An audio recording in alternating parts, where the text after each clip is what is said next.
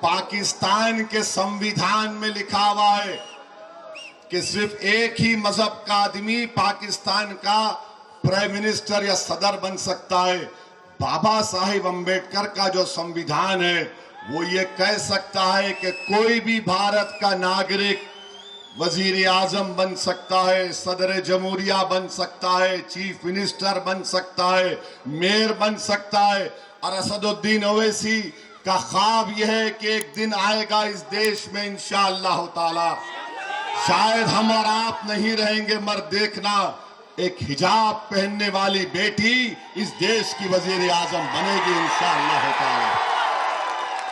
हम नहीं रहेंगे, शायद हम जमीन में जाकर हमारी हड्डियां भी घुल जाएंगी, मगर देखना एक दिन वो दिन आएगा। बहुत दुर्भाग्यपूर्ण है। आज तो सरकार ने कह दिया कि हम एक्शन लेंगे।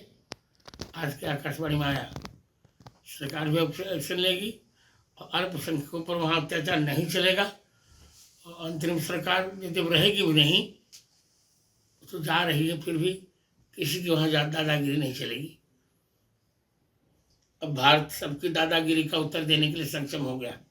जी, कल एक बड़ा बयान जो हैदराबाद के सांसद है ओवैसी जी, उन्होंने कहा कि भारत का संविधान कहता है कि सभी जो मजहब के लोग हैं, जो इस देश के नागरिक है, वो सर्वोच्च पद जो चाहे प्रधानमंत्री का हो, राष्ट्रपति का हो, मुख्यमंत्री का हो, उसमें आसीन हो सकते हैं। इंशाल्लाह एक दिन उनका सपना है कि एक दिन हिजाब पहनी हुई बेटी देश की प्रधानमंत्री बनेगी। उन्होंने ये वक्तव्य कल जो महाराष्ट्र में एक चुनावी रैली के दौरान दिया। किस तरह देखते हैं आप उनके इस वक्तव्य को? दुर्भाग्यपूर्ण है। हमने राष्ट्रपति तो बना ही दिया भारत में। अब कलाम आजाद बने, अब्दुल कलाम भी बने और अब फखरुद्दीन अली भी अहमद भी बने थे राष्ट्रपति। हमने तो बना ही दिया, अब क्या चाहिए? वो ये कहते हैं कि उनका सपना है कि एक दिन इस देश में हिजाब पहनी हुई बेटी भी प्रधानमंत्री बनेगी, चाहे वो रहे या नहीं रहे, लेकिन उनका सपना है। ठीक है, वो दिवा स्वप्न है। यहाँ यदि कोई महिला प्रधानमंत्री बनेगी, हिंदुस्तान में साड़ी पहन के ही बनेगी।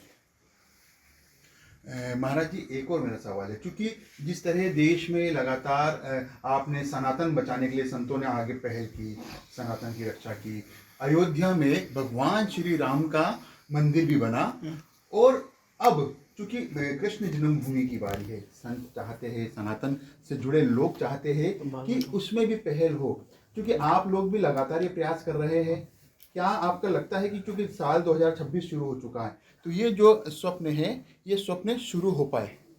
पूरा होगा, साकार होगा, उम्मीद है कर दिया, साकार होगा जी। इस देश में साधु संत की पहल से सनातन की भी रक्षा हो रही है, लेकिन जिस तरह कुछ जगह लगातार उपद्रव फैल रहा है, बात की जाए भी पिछले दिनों की ही, जिस प्रकार से अमेरिका के जो राष्ट्रपति है ट्रंप, उनके जो बयान आए, भारत एक बड़ी शक्ति बनकर उभर रही है, लेकिन उनके जो बयान आ रहे हैं कहीं ना कहीं इस चीज को लेकर भी कंट्रोवर्सी बनी हुई है। भाई, कंट्रोवर्सी नहीं बनी है, लोग हमारे भारत को देखकर जलन कर रहे हैं, ईर्ष्या कर, सहन नहीं कर पा रहे। जी, एक लास्ट सवाल और है मेरा, अंतिम सवाल।